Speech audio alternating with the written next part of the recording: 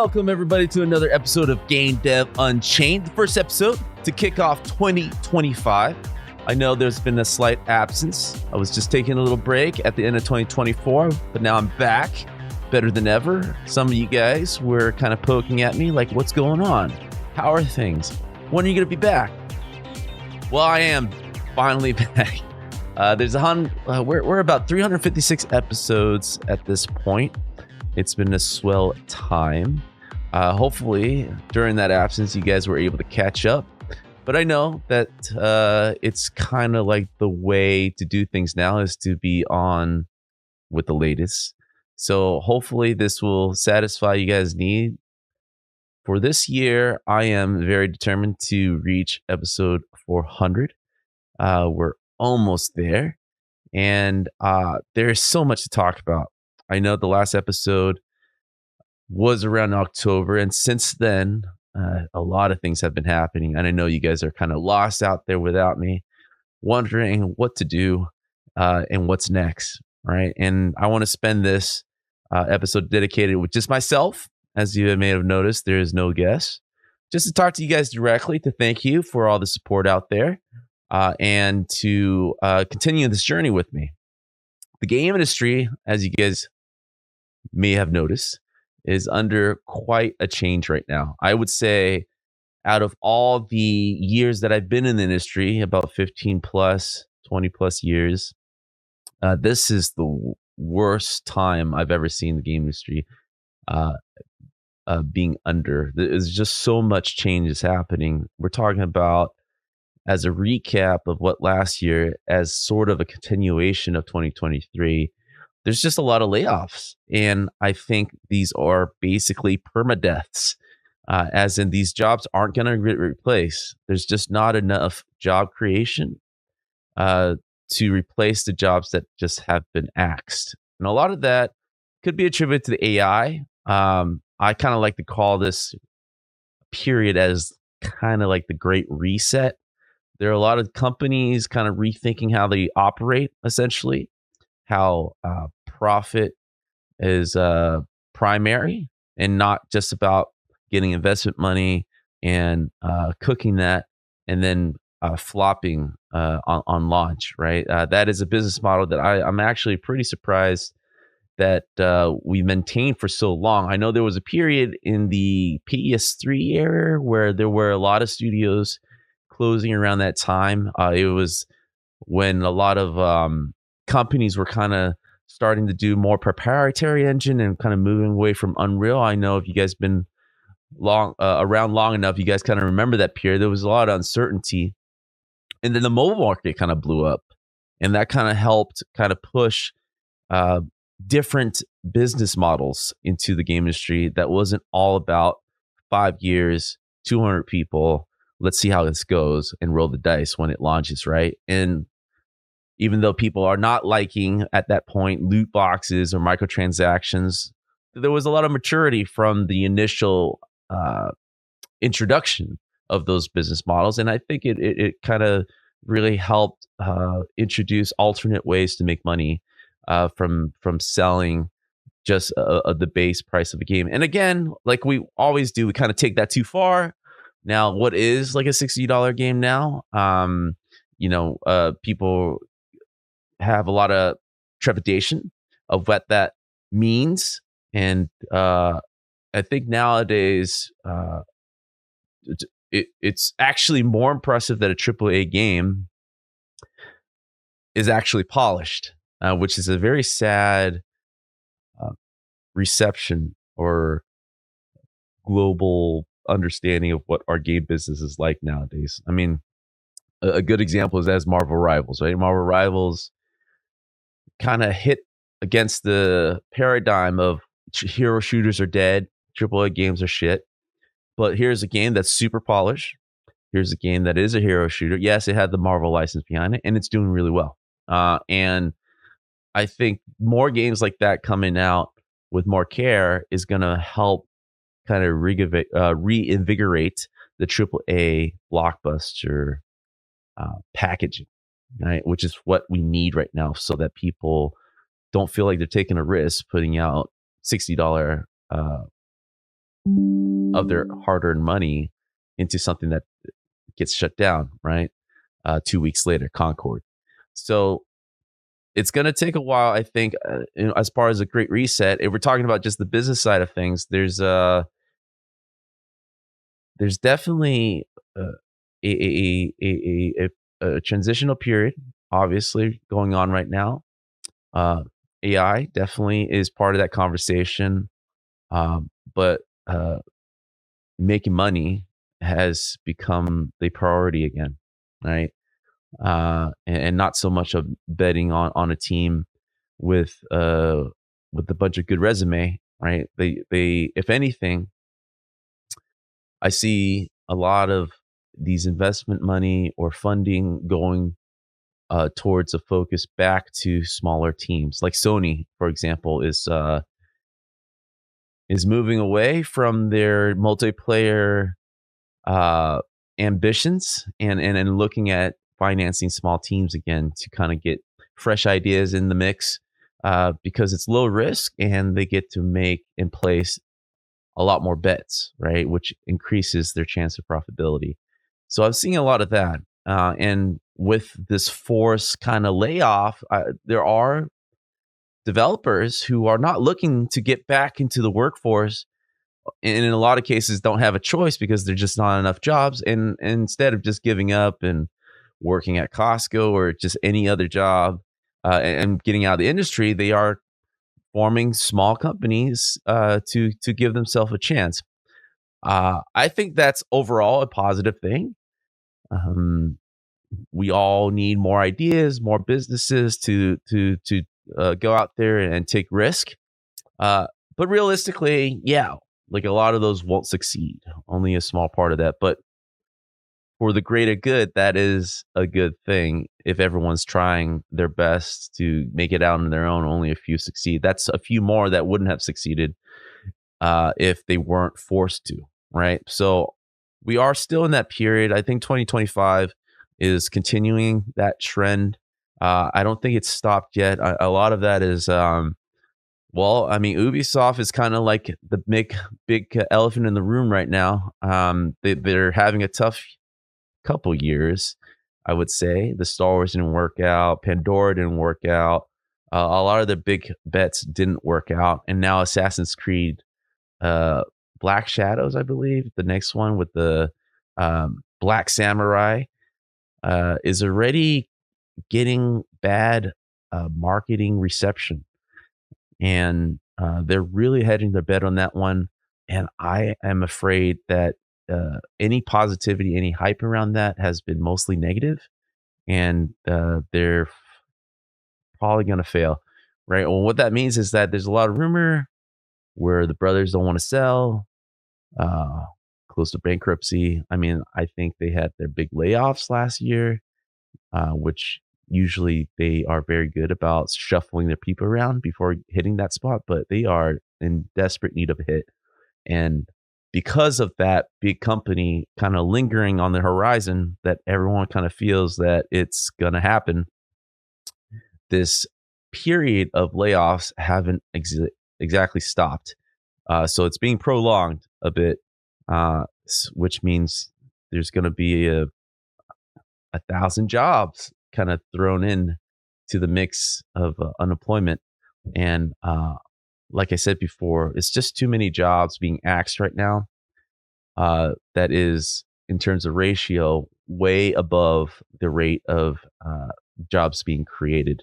There's not enough companies just replacing these jobs. So what that means is that a lot of this lost generation of super senior guys who are either forced retirement if they're close enough and lucky enough to even have that decision, or just older seniors just looking for something more stable and just not resilient enough to kind of bounce back and try again. All right. And then the younger generation of that, students coming out of school or juniors in general, right? We're talking about anybody sub 3 years with no game experience going in the industry. They are not able to kind of get in at all and that degree or anything, especially in this period where very few are hiring. they are going to have to look at alternatives and might have to wait this out if they have the aspirations to still get in here into the industry or, like I said, change careers, right? So we're talking about, I think the last count, and that was in the middle of 2024, we were up to like 20,000 jobs, counting 2023 as well, that are just gone. The last 6 months hasn't been great either. There was a lot of big layoffs that happened.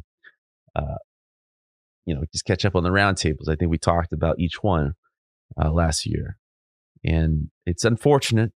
It is a great reset, and it's funny. Just looking at the other side. I've been an employee for so long, and at this point, I've also been an employer for the last 8 to 10 years, and understanding how things were going, especially during the COVID time. When I was trying to hire people during that time, there was just some uh, ho- extravagant salaries being requested.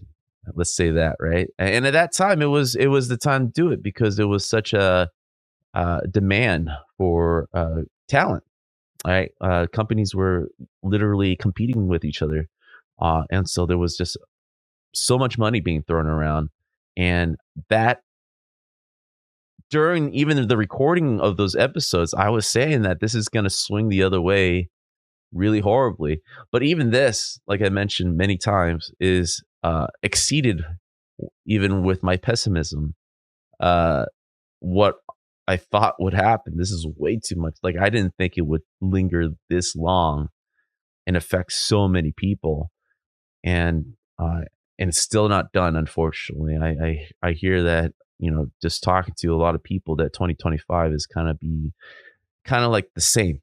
So for those that are listening that have great jobs or jobs in general, just hold on to that, hunker down, don't take any risk, just survive. Right, is the kind of key word again in 2025 for those who are looking. Good luck. There's a lot of people looking right now, very few opportunities. That's not going to change too much, but I do see at least investment money starting to kind of crawl back into the industry, and we need that.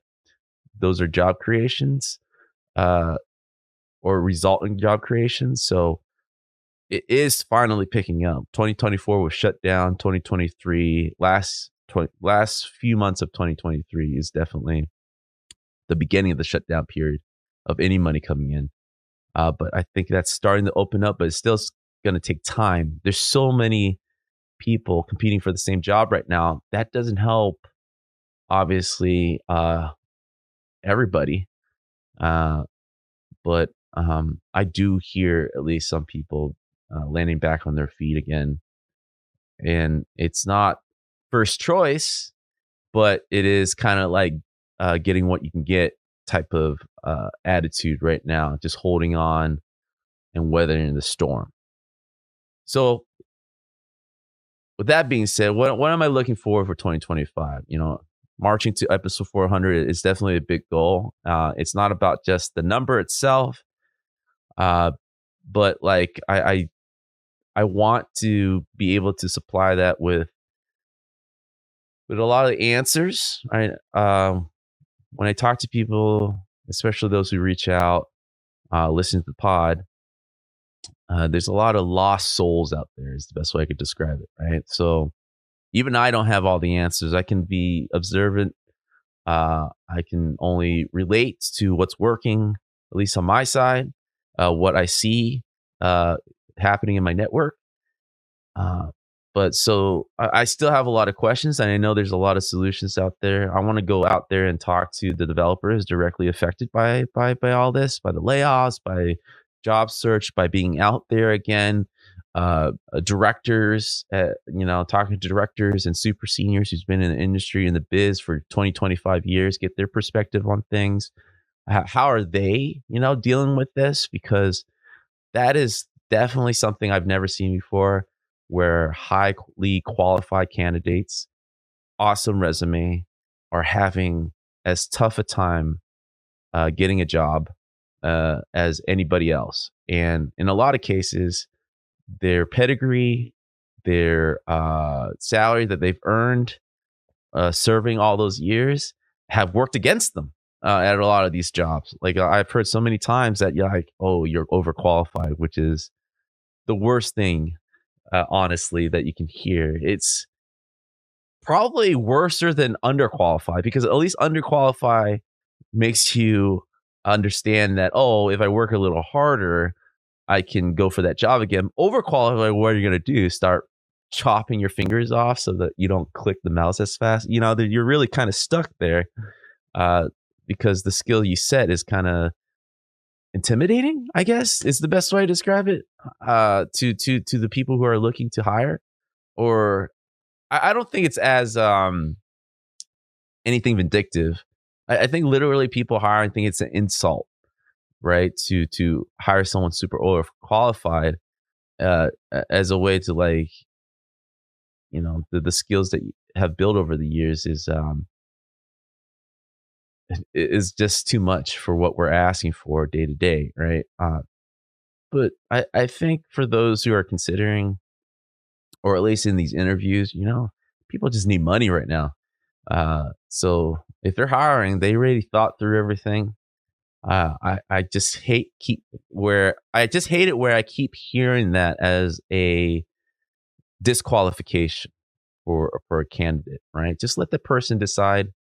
As long as the job description is clear, uh, you know, just treat them like an adult. And if they accept the job, cool. If they complain about it, how it's like beneath them, then yeah, that's a fireable offense. But I think in this period, and most people in the industry are not like that, where they're sitting around and kind of demanding more work. I mean, a lot of people are like that, demand more work, but like not as a way, as a point against the employer, right?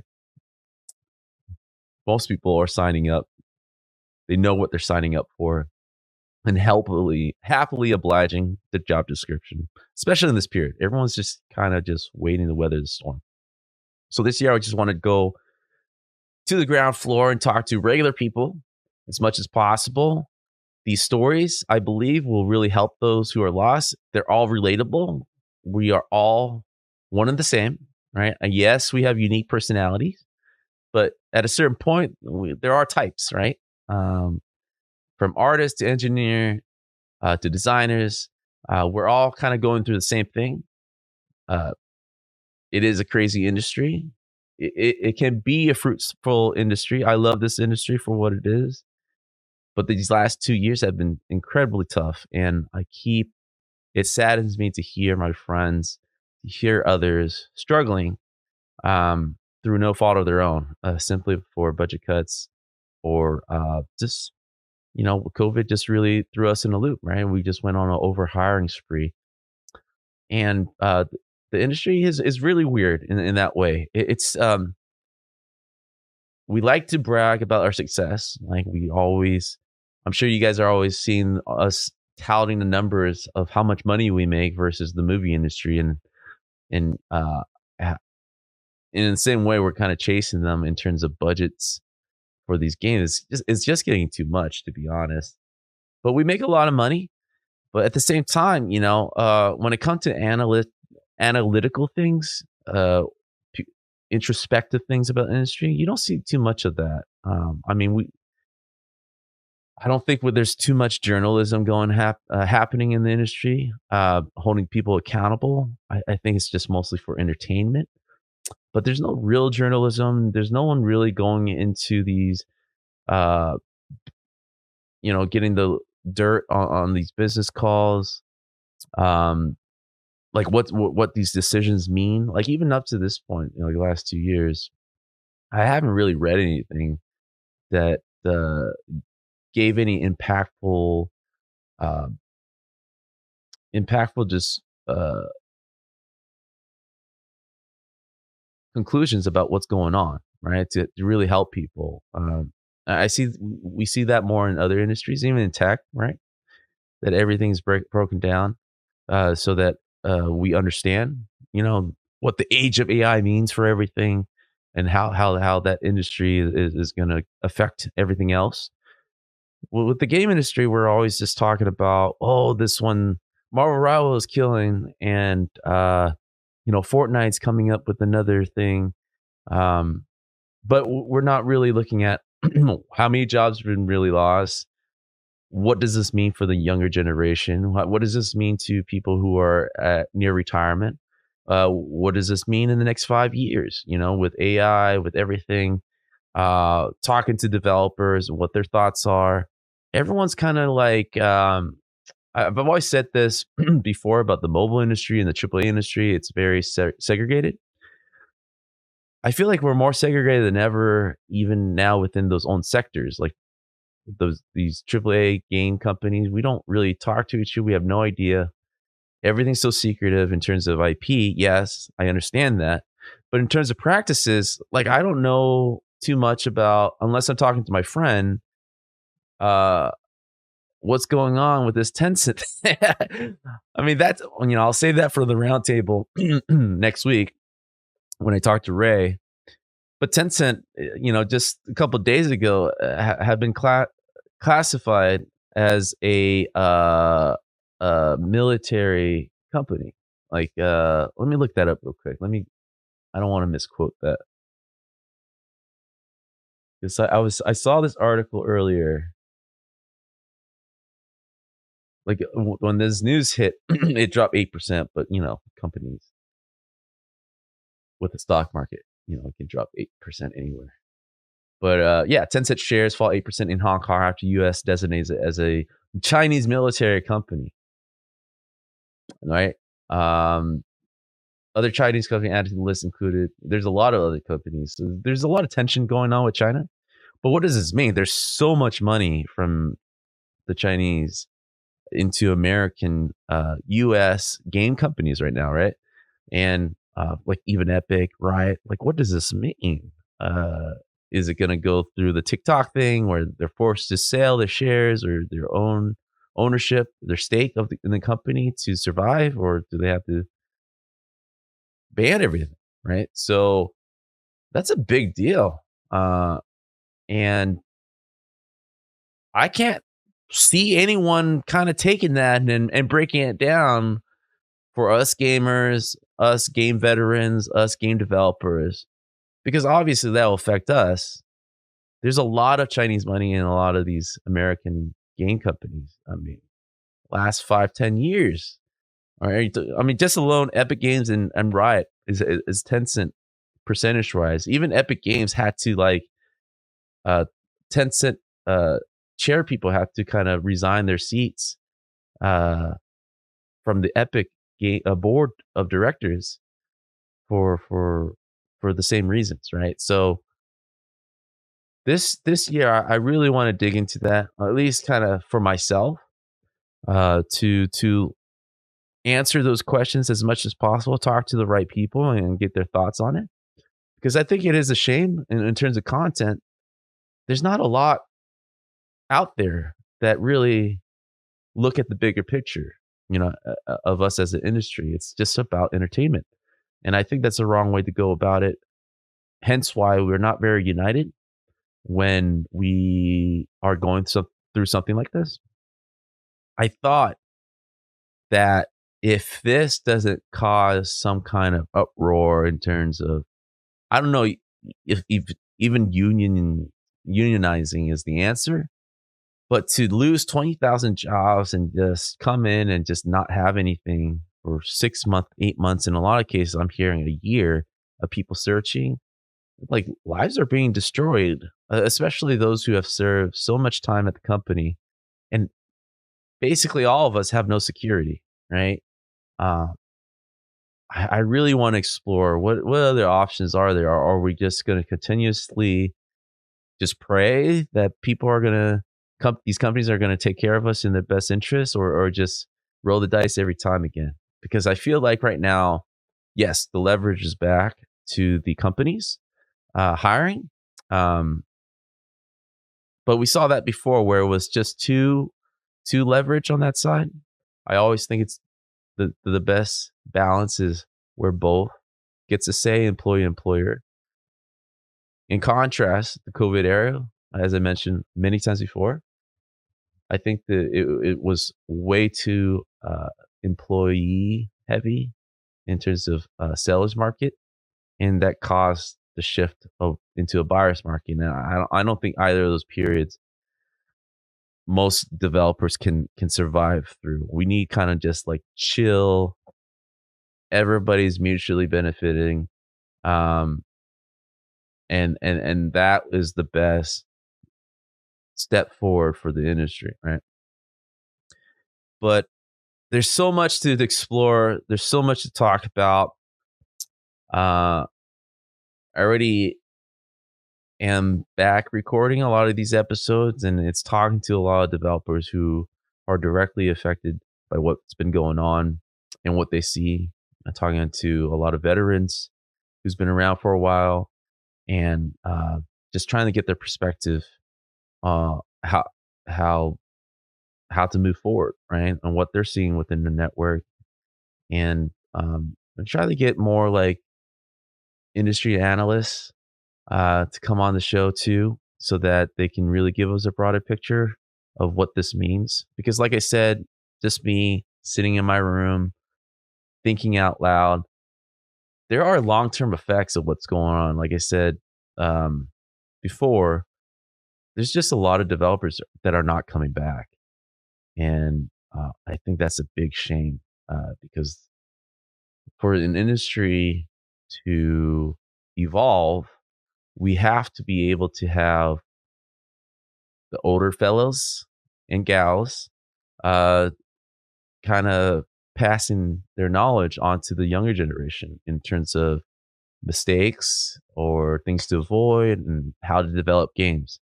As games are getting harder to develop, we need more veterans to guide the younger generation to save time, because literally that's what it is. When you think about a game's budget, it's nothing, right? About anything else but the people. It's literally when you make a budget to make a game, their salaries. Yes, very small portion that are equipment and software, and in some cases overhead, right? But it's mostly salary. The bulk of that is salary, and if you have so many people on a project, and everyone's kind of doing this for the first time or second time, even, that's not enough. You're going to make the same mistake. It's going to add more years, hence more salary, hence more of a chance of things flopping and kind of repeating itself again, right? This bad cyclical nature of the game industry, where we're just pumping out flops because we're just repeating the mistakes of our colleagues before, right? And if you track successful companies, and there's very few that continue a the same crew, right? The same developers, they tend to have a higher success rate because they know each other, they worked together before, things move. It's a well-oiled machine, right? It's true for any industry, but especially the game industry in a creative field like this. That has only been the way. Some those are the one of the key ingredients for success, or calculatable success, right? Um, and we're losing that. We're losing a lot of that, especially how this people are definitely are not trusting their companies anymore. As Ray would put it, is like, you should never trust your company, but you kind of have to have a little bit of trust that the team will stick together, right? And if everyone's just looking at the next best thing, and from one project to the next, I think that's a very short term thinking of if you're looking to be in this business till 60 or 50, right? You're talking about 30 years of a career. If you're just thinking it in 2 to 3 year term, and then moving to another company for whatever reason, salary, or just being more responsibilities, or whatever the case, right? we run in situations like this, this great reset. So I'm very interested to talking more about how bad is the damage long term, right? In terms of these teams, in terms of how competitive we are now in the U.S. market, and what the rest of the business models will look like in the next 5 years. Uh, it's the first time in my career that looking back, that if my son, right, or anyone, a student, is asking me like, what should I concentrate on? Like, I really don't know. Um, Aside from like, you need to start building your own audience, learn how to make a game on your own, and just putting out there at the same time, support yourself with something else.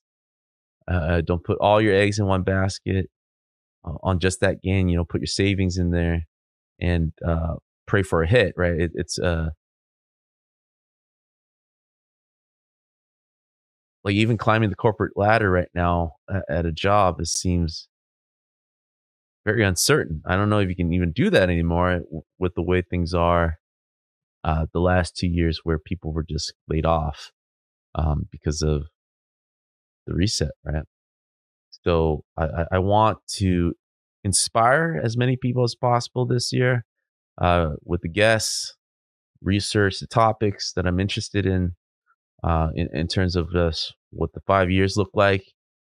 And hopefully you guys will be tagging along that ride and journey with me. But I want to thank you guys. Sorry if for those who were wondering when I'm going to come back, just needed that nice vacation. I love potting. I do end up missing it a lot talking to you guys. And I'm glad that I'm able to come back with a lot more energy. And the industry have remained very chaotic. So there's plenty of things to talk about. I don't think we'll ever run out of topics. And there's a lot of exciting technology coming into the mix. I do feel, yes, the Great Reset, there is a pause going on right now. A lot of uncertainty. A lot of the games that we're seeing coming out are games that obviously have been started years ago and are just finishing up. I do feel there'll be a period, the after effects of these layoffs, where there's just not a lot of big games coming out. And then I think that's coming soon. All right. The next couple of years, there might be like smaller games that come out, but not these big budget games because obviously there's nobody left on the team to work on them. Right. So these are all the things I want to talk about to people about, yes, COVID developing years and then these last 2 years and a lot of canceled projects. What does that mean? How did they find out?